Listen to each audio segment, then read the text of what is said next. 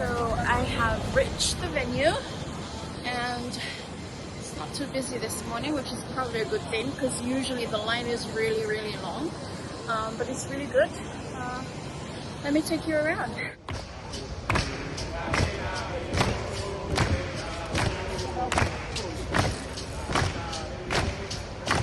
Bulavinaka, Ali'i, Talofa, and warm Pacific greetings from Belém in Brazil. Brazil never runs short of life and color. From the vibrant street art and music to the rhythm of its dance, food, and culture, it really has been incredible to soak in the energy of this place after a very long journey to get here. But today marks the very first day, the official start of COP30, where the real work begins. It's scorching hot here in Belém, and while some pavilions are still under constructions with power and internet hiccups, the conversations kicking off today are already heating up. The Pacific's message is very clear, and that is Pacific for 1.5! 1.5! Yay! The Pacific's message remains clear and unwavering. Keep 1.5 alive.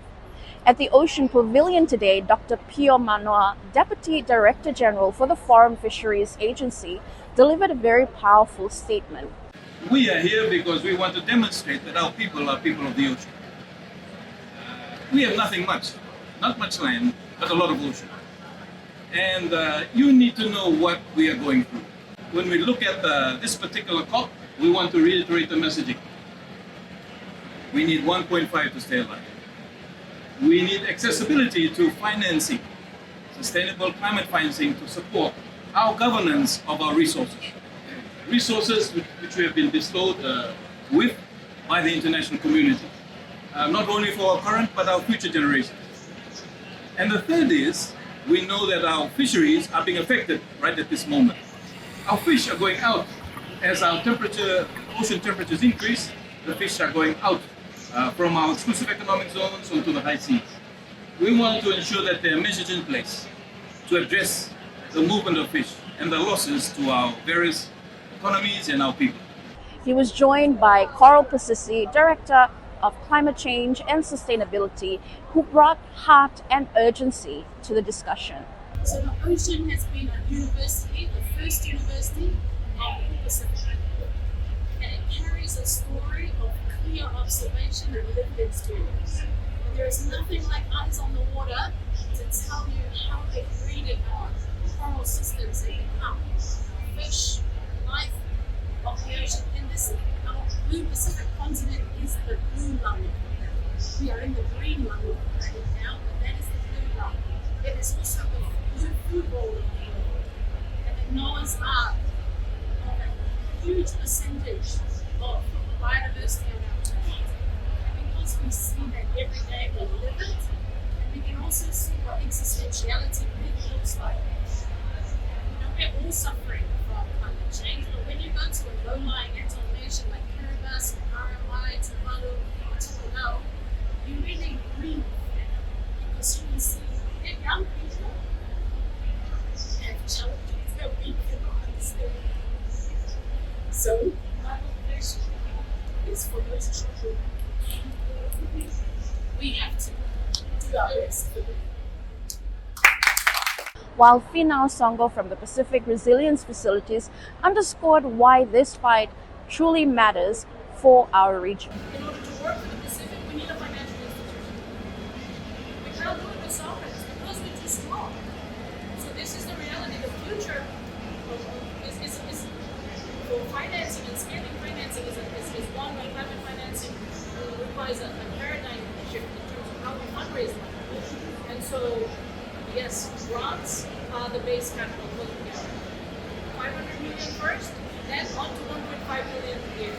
Meanwhile, Climate Action Network, otherwise known as CAN International, has raised some serious concerns and rejected the news announced by Belém's 4 times pledge of sustainable fuels, co-sponsored by Brazil and Italy and Japan.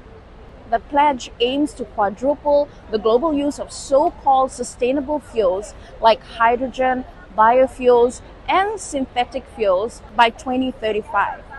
But critics warn that scaling up this industry could simply replace one extractive system with another, risking more harm to communities and ecosystems in the process. This is very troubling, and Pacific civil societies are on the lookout for any gaps in between any of these policies. Also today, over 1,000 organizations from 106 countries, including trade union, indigenous leaders, feminist movements, Afro-descendants, and other groups, united to call for a people-centered, just transition. Their message is very simple. Climate action must not be treated as a numbers game.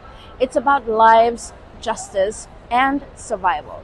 Yesterday, I had a chance to sit down with former New Zealand Prime Minister Dame Jacinda Ardern, now the Special Envoy for Oceania. She shared powerful insights on why COP matters deeply for the Pacific and what we can expect as we look ahead to COP31. Looking across a 10-year period, there is no doubt that the Pacific's advocacy has made a difference and continues to make a difference. Year on year, it may not always feel that way, but it is true. A difference has been made. We just need more, and we need it faster. The second point is we are at a point in time where the geopolitical environment is very difficult. We've seen certain forums where previously what we thought might be guaranteed outcomes, that has not been the case. And so we need a dual track. Yes, we need to keep reinforcing with our leaders and within those multilateral institutions the importance of keeping our aspirations high, but at the same time, at local government level, at state level, with our businesses, with consumer groups, with civil society, everyone can play a role in continuing to head towards the goals we must all hold true to, even if we don't see the leadership we need across the board from our political leaders. So it is possible to keep making progress in spite of the politics we see. What would you say the importance of having a Pacific presence here at COP?